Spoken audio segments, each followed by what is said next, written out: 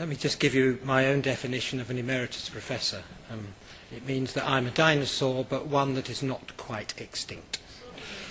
I'm not the only ex-head teacher in the room, and my experience of that was actually quite short. I want to make one correction to, or modification to what you've just heard. I'm not going to make the connection between the religious faith and the topic explicit today, but I do confess it is behind what I'm saying, but I'm not making the connection obvious. I want to share with you a case I want to make that teachers, and by teachers I mean in all sectors, universities, schools, in other places, that teachers include in their repertoire a contemplative dimension.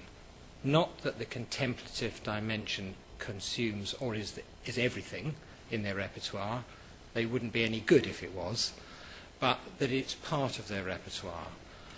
And that means proposing ways of looking at life and the world and students and our work context that are rather different from those proposed by government and managerialism and current educational trends. Why is this in the series offered for the series Dangerous Ideas in Education? Well, if people took seriously what I propose, it would be uncomfortable for those in leadership positions because teachers would ask uncomfortable questions, they would not buy into current assumptions, they would see things that the current system does not encourage them to see. The full version of the paper will be available for each of you afterwards. I'm going to do a short version, in fact a shortened version of the short version to fit in the time. Teachers in many societies have been expected to be agents of either the nation state or local powers or the ruling class, or to work on behalf of the church or other religious authorities if it's in other countries. Education today is often treated as if it's in service of the economy, with teachers equipping the future workforce with the skills to maintain and extend competitiveness in the market. Such emphases often privilege doing over being and performativity over personhood. They can end up by manipulating and colonizing teachers and students rather than enhancing their lives. And in this lecture I'm going to propose a reappropriation of contemplation as a central and necessary feature of teaching. There are three parts to the lecture. In the first part, I'm going to acknowledge the active dimension of teaching, which often requires immediate decisions, unpremeditated and rapid responses, practical competence, and necessary compromises in the midst of complex pressures and competing expectations within and beyond the classroom. Then in part two, I'll focus on various connotations of contemplation within the context of teaching and comment on them.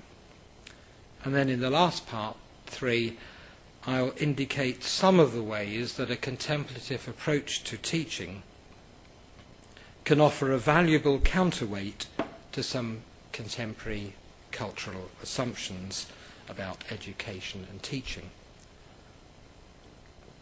So part 1, acknowledging the active dimension of teaching. So I'll start with some caveats. I recognise that teachers very often have to work at a level lower than the contemplative because of the pressures.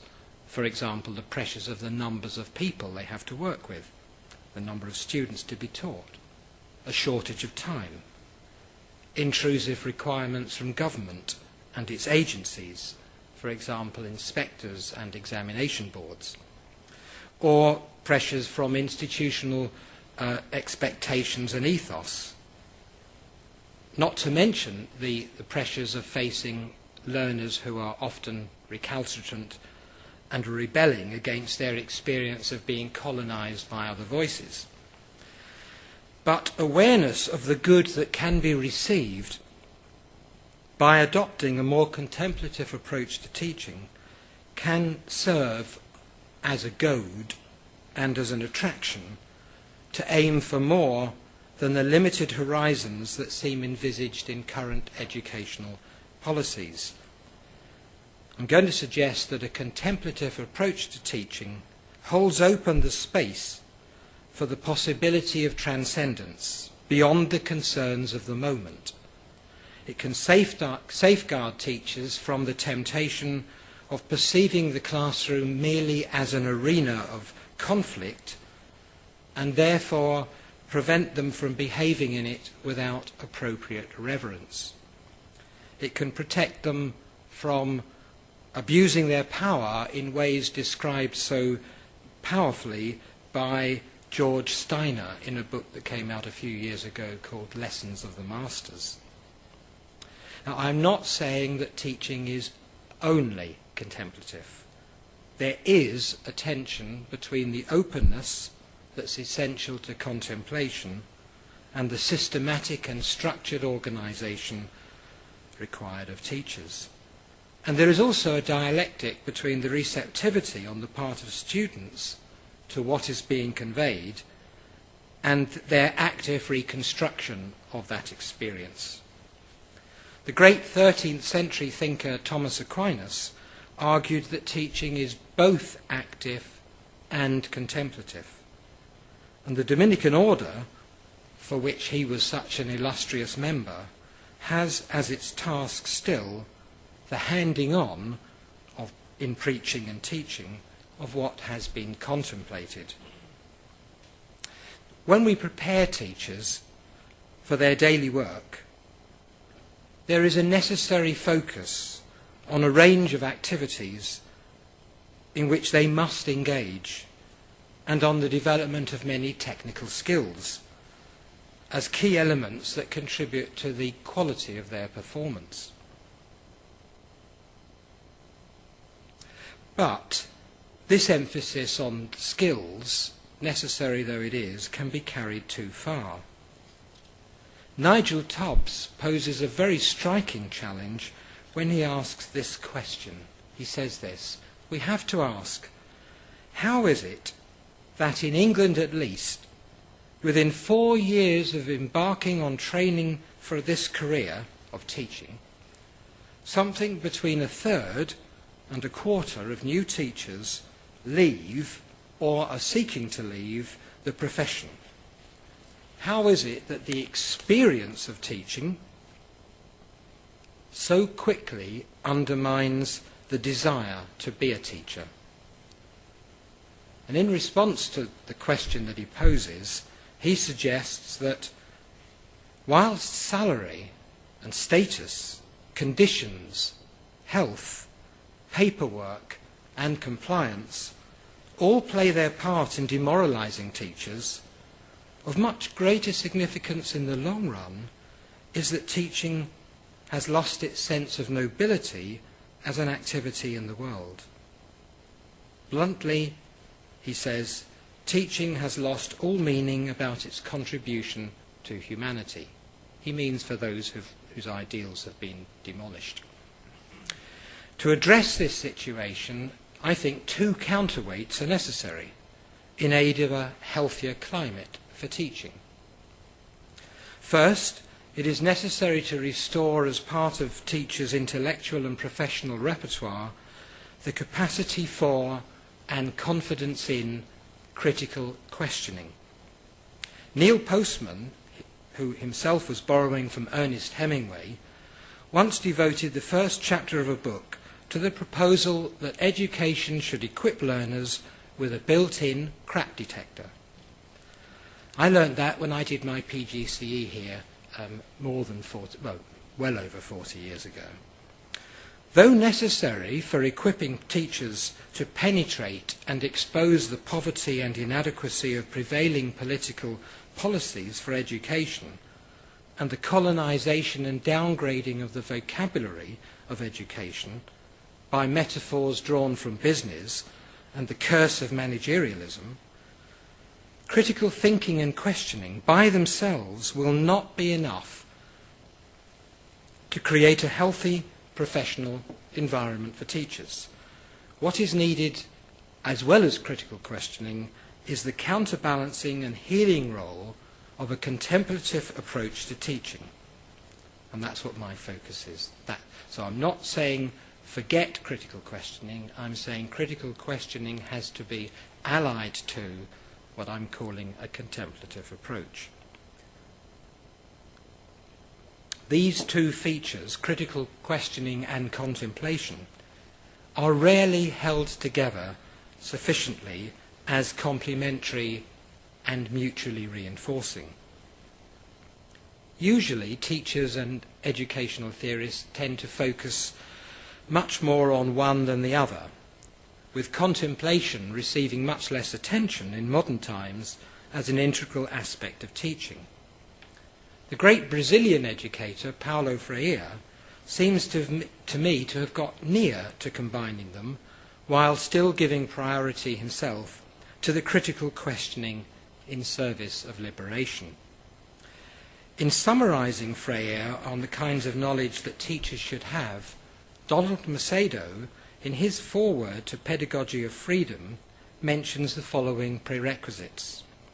Recognition that teaching is ideological, always involves ethics, a capacity to be critical, recognition of our conditioning, humility, and critical reflection. In a chapter that he wrote called Teaching as a Human Act, Freire lists the following virtues or qualities needed by teachers. A generous, loving heart, respect for others, tolerance, he repeats, humility, a joyful disposition, love of life, openness to what is new, a disposition to welcome change, perseverance in the struggle, a refusal of determinism, a spirit of hope, and openness to justice. Now, some of those qualities depend on the political sensitivity that's aroused by critical questioning. But others are the fruit of a capacity for appreciation made possible by a contemplative approach to teaching. So, part two then, what are some of the connotations of contemplation? Well, if teaching is to be the handing on of what's been contemplated, this immediately suggests that the teacher has devoted time to coming to know well what she is going to teach. Prior to the teaching, the teacher has reflected on the topic to be taught, become familiar with it, internalized it, to some degree at least. Contemplation evokes the sense of there being an inner landscape from which the teacher works, beyond being merely the possessor of a toolkit of knowledge and skills, which has no purchase on her life. The contemplative teacher depends on and promotes self-awareness and self-knowledge. He sees the whole and the parts in relation to the whole of what is being taught. He facilitates interconnectedness in students' learning. Contemplative teachers are more concerned about the development and the growth of wisdom than about short-term success. Associated features or virtues that are jointly conducive to a contemplative outlook include attentiveness, receptivity, hospitality, appreciation, waiting and patience, silence and stillness, sensitivity and tact or restraint, reflection, an invitational rather than an impositional or intrusive tone. The contemplative is good at letting go, at letting be, ready to remain still before what is before them, what is given, rather than very quickly assessing what one has won by one's own action. The contemplative teacher is appreciative, even loving, and ready to enjoy what life presents. Her seeing goes beyond the surface and into the life of what is contemplated, capable of taking this into herself as gift from the other. That receptivity makes possible knowledge as union rather than knowledge as possession. Contemplation can be highly charged in the sense of keenly alert, reached in a state of calm restfulness. It's unaggressive and it's non-judgmental. Contemplation enables, but of course cannot guarantee, attunement to the subject being studied, instead of being alienated from it. Contemplation suggests, as I've said, stillness and silence, waiting, reverence, being present, relationship, receptivity, deep listening, attentiveness, pondering, and integrating what is contemplated into who one is and the rest of what one holds on to. And in order to note how challenging and countercultural this is, compare the features of contemplation that I've just mentioned with the prevailing pressures in education of promotion, packaging, delivery, accumulation, measurement and accountancy, productivity, performativity, and the notion of learners as customers who are purchasing either directly or via whoever sponsors them, purchasing a commodity. In contrast to the constantly distracted self in competition with others that results from these pressures in society and education, the Augustinian friar Martin Laird points out that there are two dynamics of contemplation. One is deepening concentration, and the other is expanding awareness. These give birth to twins, inner solitude and a loving solidarity with all. For teachers and students, a contemplative approach stabilizes the self and fosters communion with others. And communion with one person is a small step on the long pathway to solidarity with all. Maria Lichtman, in her book on teaching and learning and the contemplative life, reminds us that so much of what teachers do has its focus on content and skills, on what people know and can do. Even the word curriculum has its origins in the Latin cursus, meaning running in rapid motion. She says, by definition, curriculum is not contemplative. It does not take the time to see into the temple that is in our midst. So often, under the pressures of examinations, inspection, league tables, competing priorities among our colleagues, and alternative calls on the attention of pupils and students, teachers feel impelled to cover the material, with little time to engage with or to relate to this material in ways that are revelatory, that yield treasures for us to behold and cherish. And of course that militates against the goods that contemplation promotes and opens the door to distractions and temptations that threaten to undermine or corrupt educational encounters. It seems clear to me that a contemplative approach to teaching helps in the process of purifying our motives and cleansing our vision, reducing the risk that our attempts to know and to teach will be muddied by inner drives that are self-seeking, grasping, manipulative, or unworthy. If we want to promote, to enrich, even to transform the inner life of our students, then our teaching must transcend a concern for marketable skills and testable knowledge.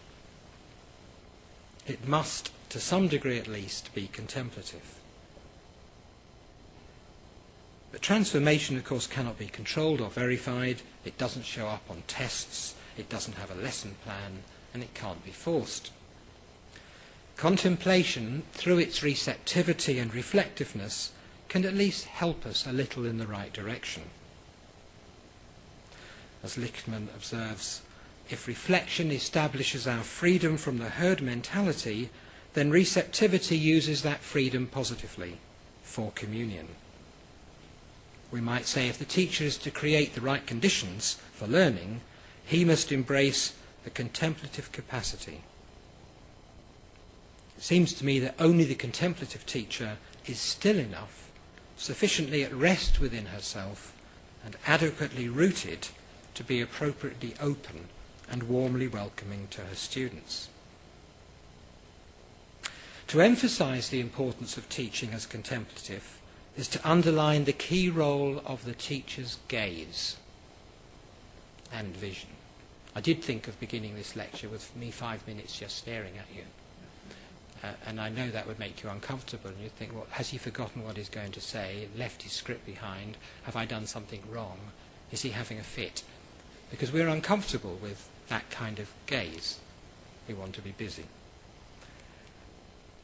The teacher's gaze and vision with regard to the students and also to the material which is the focus of learning at the time, but also gaze or vision with regard to the purposes and possibilities of the educational endeavour as a whole.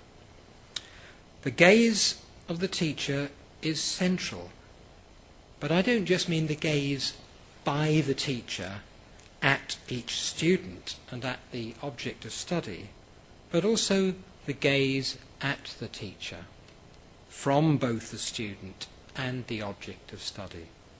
A teacher has to be alert to what the object of study is saying to her or to him, as well as attentive to what the student has to say to him or to her.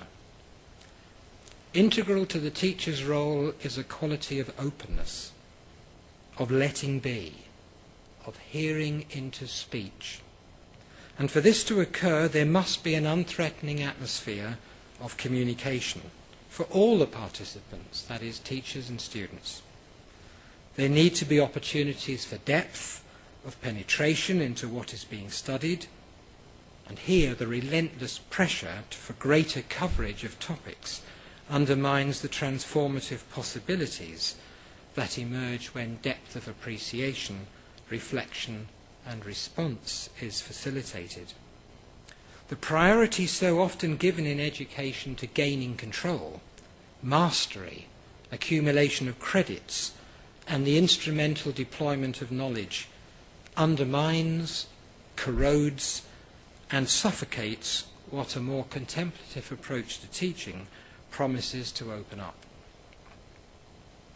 Contemplation is a form of observation radically different in nature and purpose from the kinds of surveillance so integral to the panopticon into which so many universities and other public services have degenerated in recent years. So part 3, the contemplative as counterweight to some cultural assumptions about teaching. Like other public services, education has been infiltrated and infected by various features of the disease of managerialism. Rastier exposes many of the damaging consequences for education of the emphasis on markets, commodities, competition, performativity, utilitarianism and consumerism. And other features of managerialism include measurement, surveillance, the demand for predictability of outcomes, and the increasing stranglehold of associated bureaucracies. Among the consequences of these developments, in the midst of enhanced productivity and efficiency and greater profits for the few, one finds dehumanization, exploitation, loss of a sense of the common good, the promotion of insistent and radical individualism, the reduction of all values to some economic calculus. The strong and the successful are rewarded, while the weaker members of society are penalized as parasites.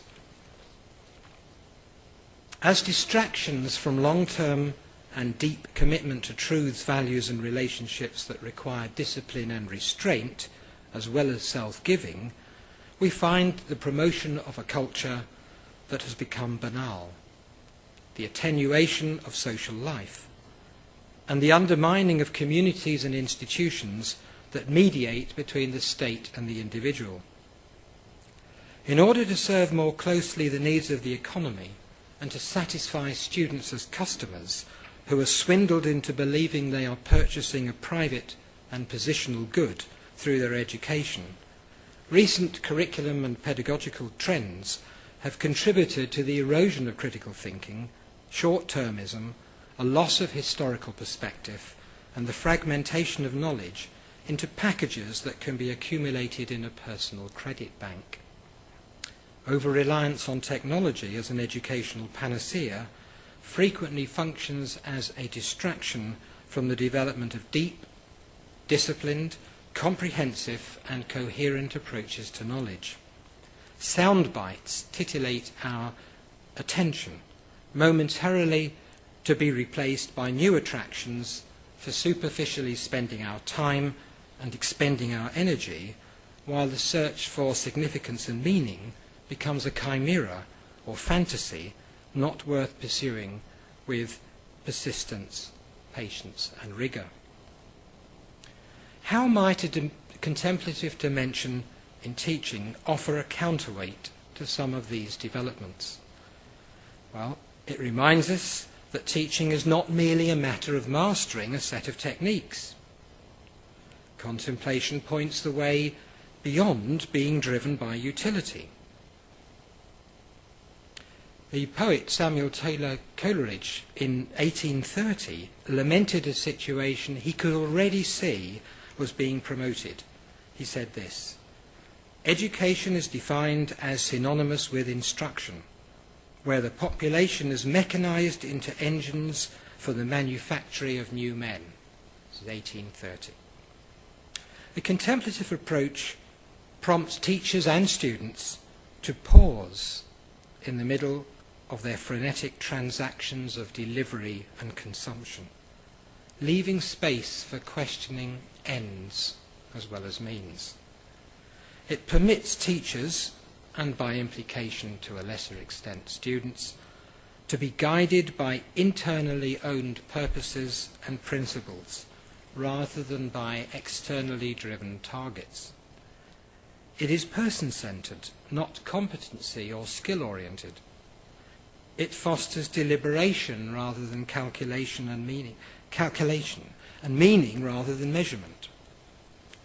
By undermining the tendency to which mass education is prone because of high student-teacher ratios and intensification of time pressures, the tendency to slip into practices of batch delivery that envisage students in general rather than the diversity, complexity, vulnerability and mystery of real people. A contemplative dimension gives emphasis to particularity, to personhood, to presence, along with a poetic and philosophic perspective. In an earlier lecture in this series, Dangerous Ideas in Education, Laura Waite spoke of disrupting notions of normalcy. In the context of special educational needs, she was referring to how important it is for teachers to avoid pigeonholing people and to transcend preconceived categories as to what they're capable of. This is not only a matter of justice to them, but also an enriching of the capacity of teachers, indeed of us all, to be open to receive from others the precious gifts they can offer because of their experience and perspective. A contemplative approach to education enhances the kind of awareness and sensitivity that Laura Waite advocated so powerfully a few weeks ago.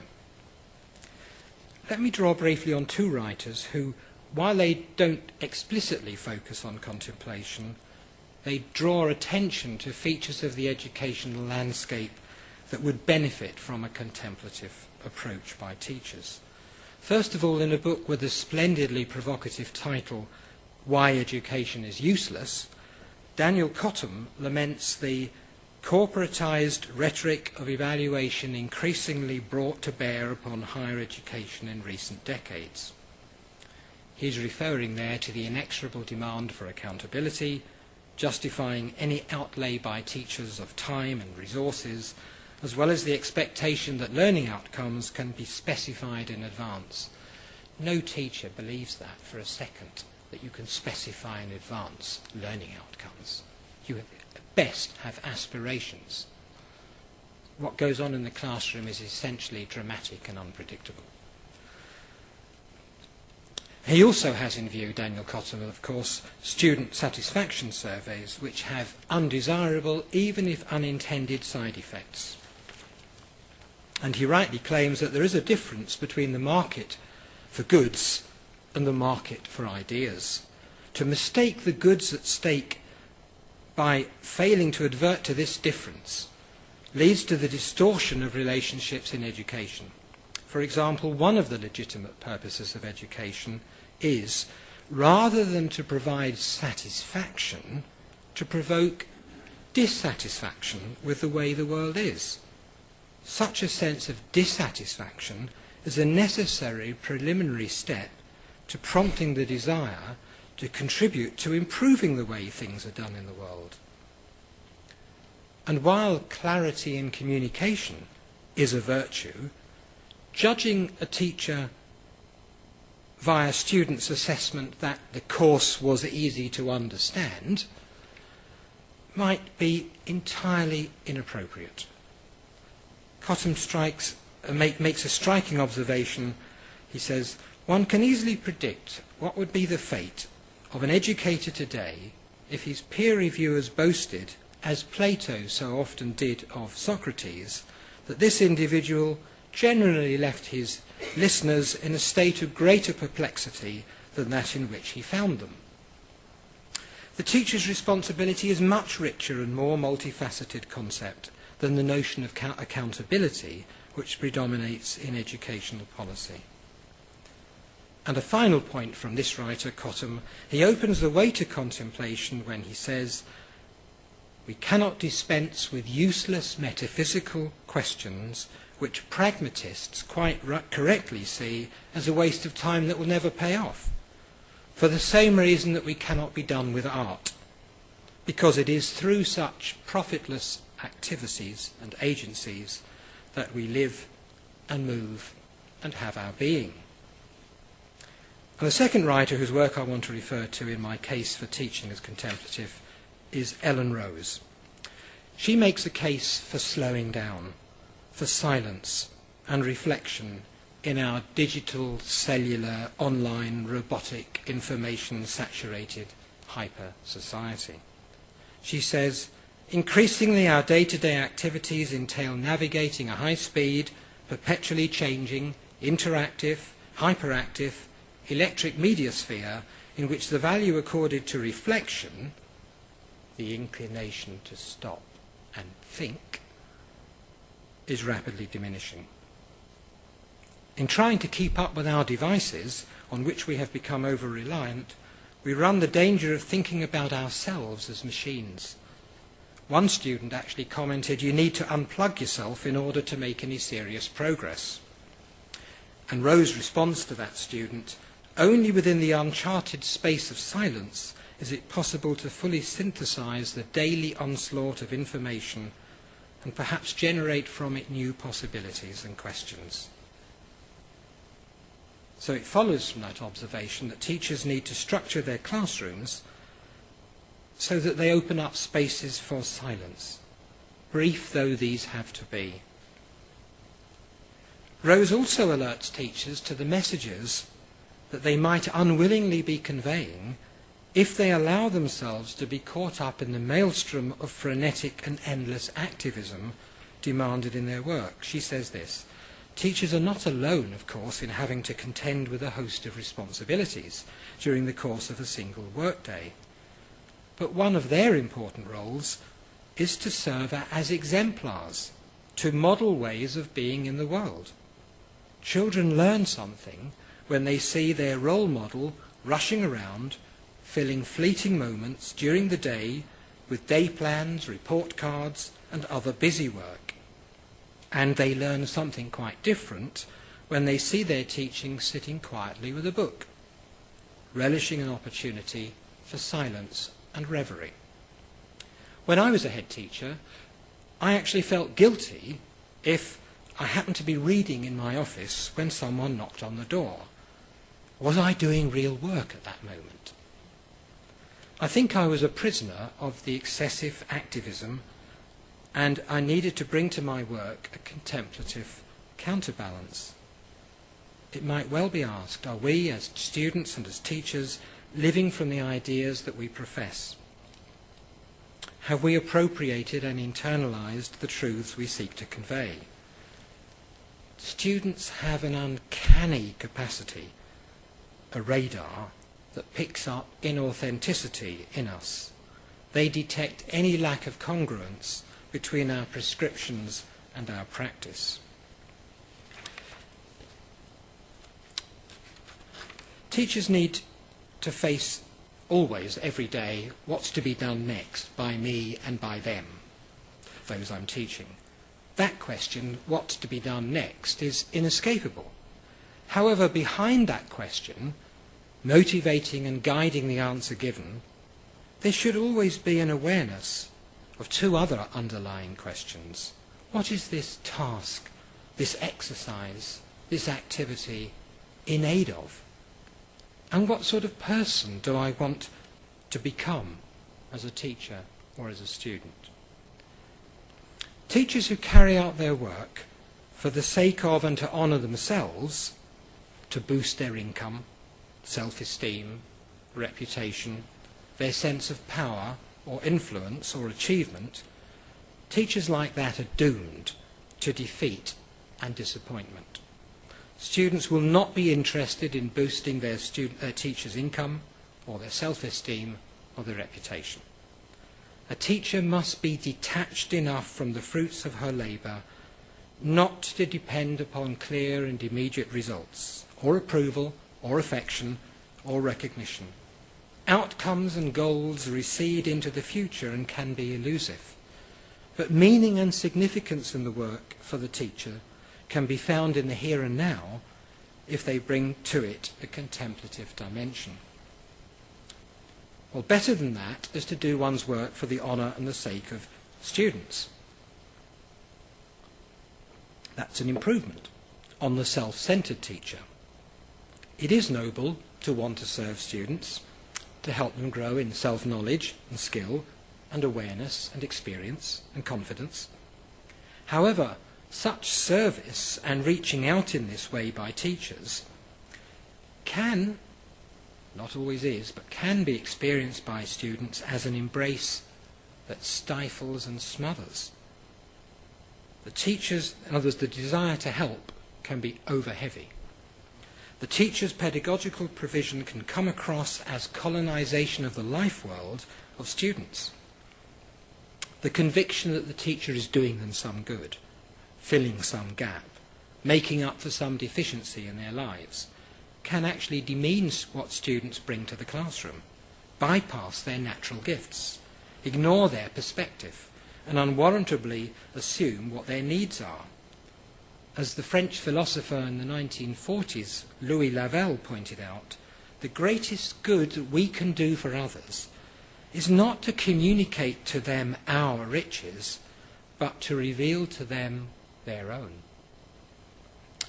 Because even better than the the teacher who unselfishly wants to serve the students, is to teach for the sake of and to honour the subject entrusted to teachers and for which they are stewards. And this will always be some aspect of truth, beauty or goodness. In the long run, what matters is not the relationship that the teacher has with the student, though that does matter in the immediate short term, in establishing an ambience that's conducive to learning. But in the long run, what matters is the relationship the student has with the content of the lesson. And Freire has something to say about this too. He says, I'm summarising him here, he says his task is essentially one of inciting the student to produce his or her own comprehension of the object using the materials I've offered.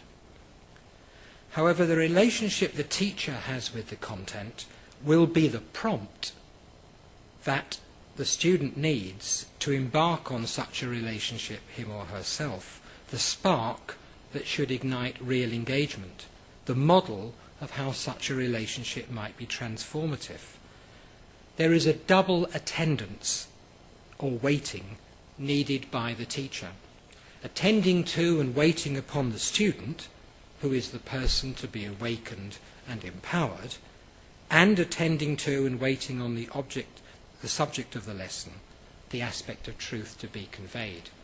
Final paragraph.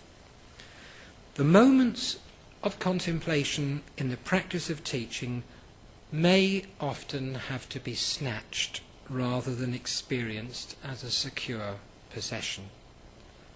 But they rest on a basic orientation to life in which a contemplative outlook is integral. A contemplative approach to teaching could be considered a matter of ecological concern, that is, of caring for the pedagogical environment so that this environment arouses, facilitates and reinforces learning. If so many acts of the teacher inevitably demand and display self-giving, preserving a contemplative approach, even one that ebbs back and forth like the tides, to the fore at one minute and withdrawing at another, even that ensures that such self-giving remains life-giving for teachers as well as pupils, and prevents it from being a slow process of suicide.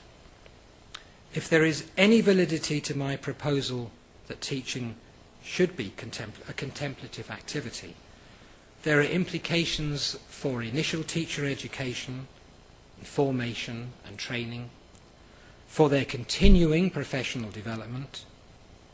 There are implications for those responsible for teachers' working conditions and for the way their work is managed, evaluated and supported. And most important, there are implications for how they envisage and conduct their own lives. But that, as they say, is another story. Thank you very much.